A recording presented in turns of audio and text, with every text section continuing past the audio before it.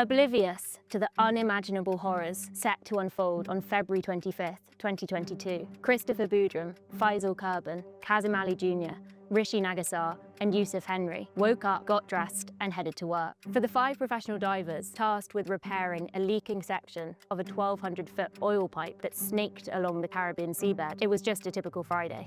All 5 men were employed by LMCS, a construction contractor in San Fernando, Trinidad. Their shift for that day was for the state-owned oil company, Paria Fuel Trading Company, repairing a leaking oil pipe 60 feet underwater. It was the final day of the project after weeks of work. At 6 a.m, they met at the dock at the Paria offices in Pointe-à-Pierre. They boarded a boat, heading out to berth 6, a few hundred meters offshore, where the pipe they were working on was. The men dived down 15 feet to their work site, an 8-foot by 8-foot air-filled chamber called a habitat. The habitat was specially fitted around the 30-inch wide pipe, which ran vertically through the habitat, entering at the bottom and exiting through the top. Fresh air was continually pumped in, so they had oxygen to breathe, allowing them to take off their scuba gear. The damaged section of pipe, a few feet long, had already been removed, leaving a gap where the men had to install a replacement segment. There was an electric light fixed to the top, and inside there was a platform for them to work on. A hatch at the bottom allowed the divers to swim in and out. Inside the pipe, there were 2 plugs. The first was a large metal plate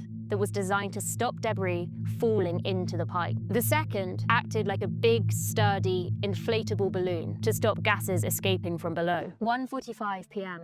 They were almost ready to install the new section of pipe.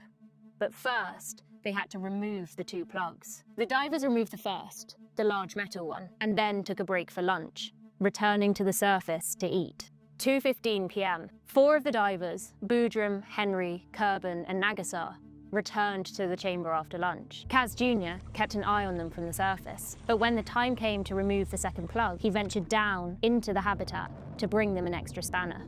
2:45 p.m. The second plug acted like a big balloon fitted inside the pipe.